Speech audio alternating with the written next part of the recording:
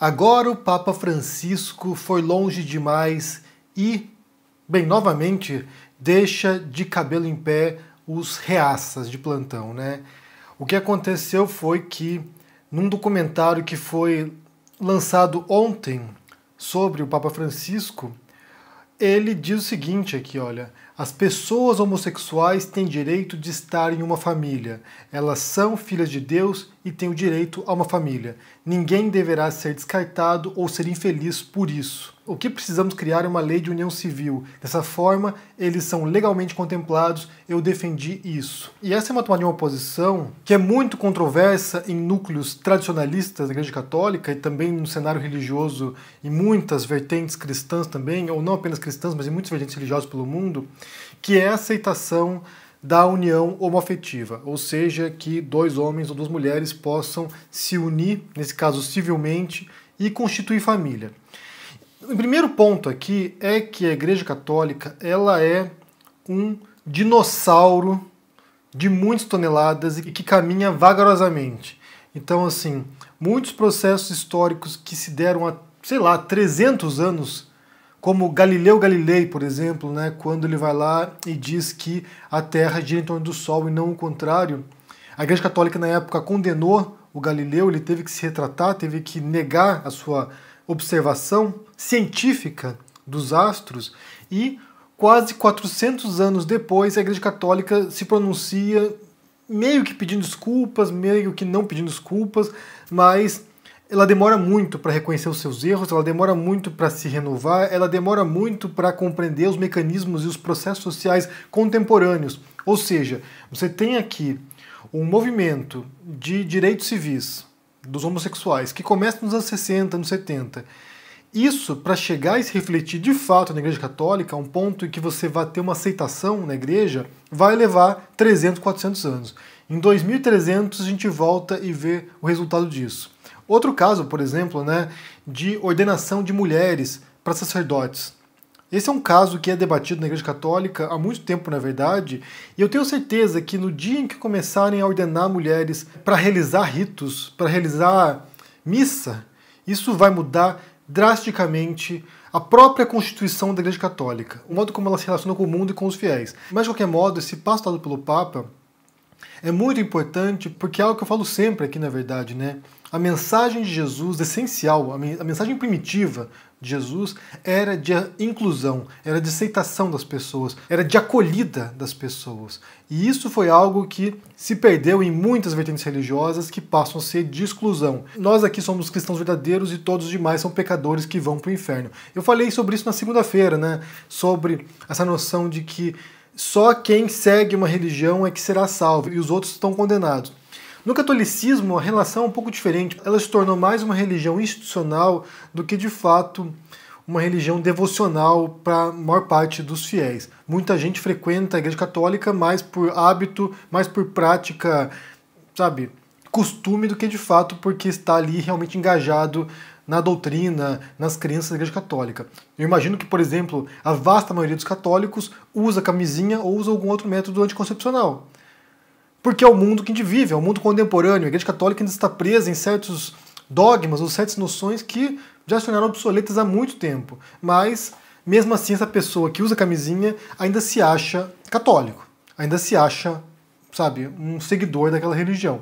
Então as coisas mudam, as coisas se transformam, e eu vejo que essa percepção da noção de família é importante para renovar também essa noção de acolhida. Porque o que é a família? E esse é um tema que é muito debatido, na verdade, né, por alguns religiosos, né, por alguns fiéis também. O que é a família? E você tem uma noção tradicional, que é a noção da família tradicional brasileira, né, fé, tradição e pátria, que a família é pai, mãe e filhos. Ou seja, você tem esse vínculo consanguíneo, né, de procriação, de pôr uma criança no planeta. E isso é a noção de família deles. E há uma noção expandida de família que é, na verdade, a minha noção também, que é com a qual eu concordo, que família é quem cuida de você, quem te cria e quem te ama. E aí independe se você é o filho adotivo. Vamos supor que você tem um casal, homem, mulher, e eles vão lá e adotam uma criança.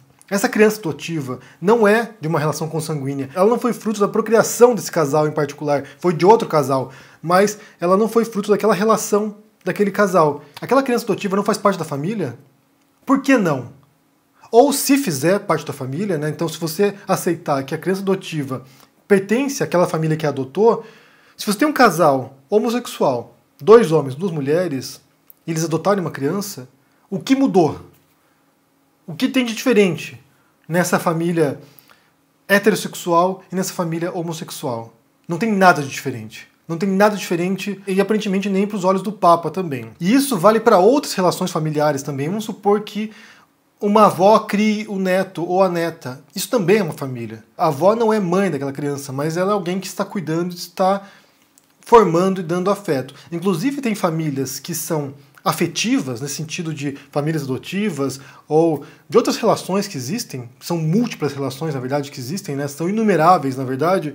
Elas são mais família, na minha visão, do que certas famílias tradicionais, no sentido pai, mãe e filho, no qual você tem relações abusivas, por exemplo, violência, agressão sexual, ou seja, se a gente pensar na questão afetiva, muitas famílias típicas, que são vistas como modelo, elas não são, de fato, uma família nesse sentido funcional, nesse sentido de afeto e carinho. Porque quando você tem essa noção tão fechada de família, é como se fosse por si próprio um valor, e não é. E não é. Tem um livro muito interessante que se chama Misto Quente. A tradução é ruim, mas se chama Misto Quente, que é o do Charles Bukowski. E nesse livro, Bukowski, que é um autor bastante ácido e bastante duro e que conta histórias bem pesadas, nesse livro em particular, ele é um romance, mas ele relata ali a infância dele, né, as histórias dele com o pai. E o pai era extremamente abusivo, né? O pai todo dia praticamente espancava o Bukowski. No livro é o Chinaski, né, que é o alter ego dele, mas todo dia espancava o Bukowski. Ele o açoitava basicamente com a tira de afiar a navalha de fazer barba, e ele propunha tarefas para o filho cumprir, né? Por exemplo, cortar a grama com um cortador de unha. Então o Bukowski tinha que ficar agachado no quintal cortando a grama com cortador de unha, e quando ele chegava de casa, o pai ia conferir se estava certinha a grama, se estava parelha a grama. E se tivesse uma graminha para cima, ele lá e açoitava o filho com a tira de couro. Isso é família para você? Para mim isso não é. Isso aí é uma relação abusiva de um sujeito que simplesmente vê no filho um instrumento de extravasar a sua, sei lá, suas frustrações. Então, esse reconhecimento do Papa, ele é muito importante, de fato, para muitos casais homossexuais que são católicos, que inclusive frequentam a igreja e que se sentem discriminados no interior da própria religião que deveria acolhê-los. E aqui, como disse o Papa, ele não propõe um casamento na igreja, né, que você tenha lá 2 homens ou 2 mulheres entrando para casar na igreja. Mas ele propõe união civil, que já é o mínimo necessário, já é o mínimo básico para que essas pessoas sejam reconhecidas em seus direitos, que são os direitos de construção de patrimônio também. De que, por exemplo, se alguém desse casal falecer, que um dos cônjuges possa herdar o que eles construíram juntos.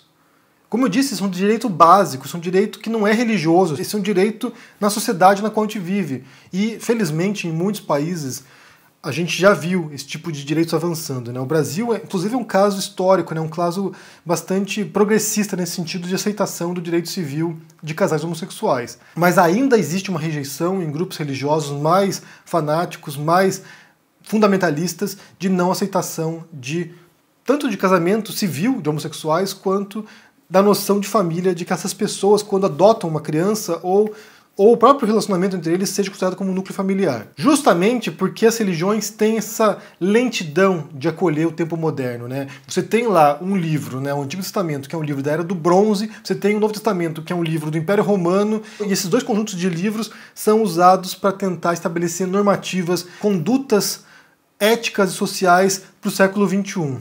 Então é bem complicado mesmo estabelecer esse tipo de visão para o passado que não reflete o presente. E vale pensar que o Papa também ele tem causado furor em várias questões também, né? Ele é considerado por certos grupos mais fanáticos também, mais tradicionalistas da Igreja Católica, como um herege. Ele é alguém que tem testado ali, tem tentado expandir um pouco essa noção de acolhimento da Igreja, né?